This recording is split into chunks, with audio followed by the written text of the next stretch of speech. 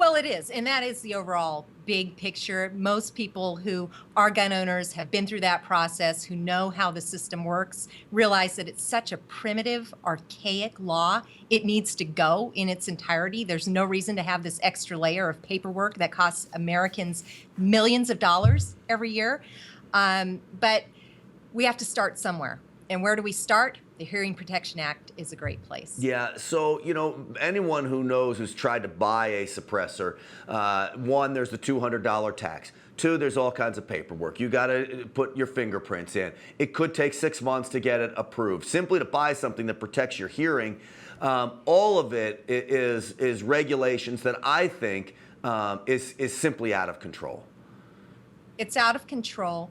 And if you think back to when this law was passed in 1934, maybe getting the chief law enforcement officer to say, hey, this person isn't a criminal, made sense back in the time to the people who were pushing for this law.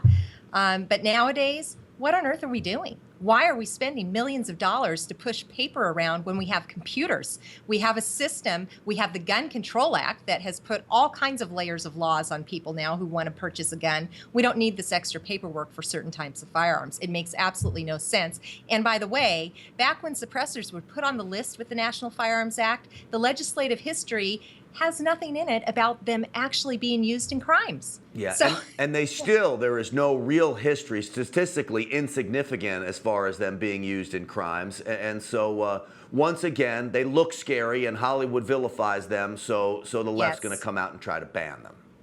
exactly, right. And so, people are really shocked too when I bring up that, in Europe, there are countries that require suppressors. And they go, oh, what? And I've actually had people flip and say, oh, suppressors are okay for that little fact. So, people are just all over the place and relying on Hollywood and these different visual images about what suppressors really are, when in reality, they're a muffler. All They right. don't even silence your firearm.